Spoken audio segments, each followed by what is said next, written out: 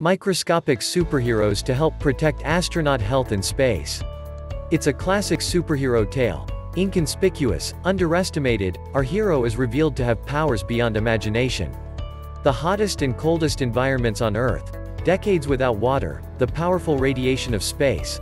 None of it is any match for the tardigrade. This chubby, microscopic, eight-legged animal may be an unlikely hero, but tardigrades, also known as water bears due to their shape under a microscope, possess superpowers when it comes to surviving really harsh conditions.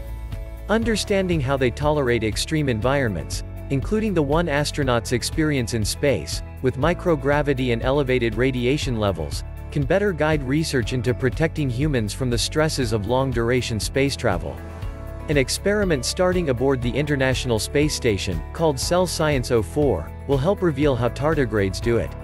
We want to see what tricks they use to survive when they arrive in space, and, over time, what tricks their offspring are using, said Thomas Boothby, assistant professor at the University of Wyoming in Laramie and principal investigator of the experiment.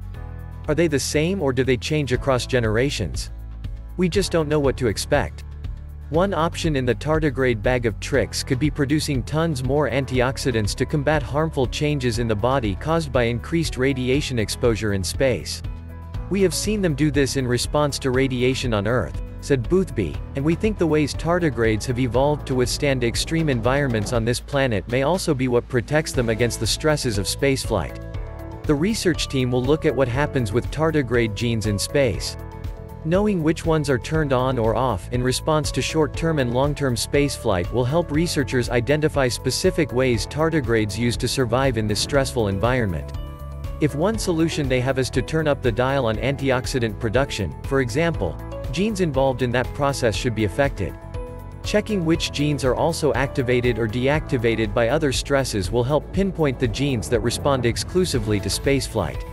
Cell Science 04 will then test which are truly required for tardigrade adaptation and survival in this high-stress environment. Data from the space station experiment will also offer a comparison for Earth-based research. The latter is more common and less costly, and uses simulated spaceflight conditions to study tardigrade responses.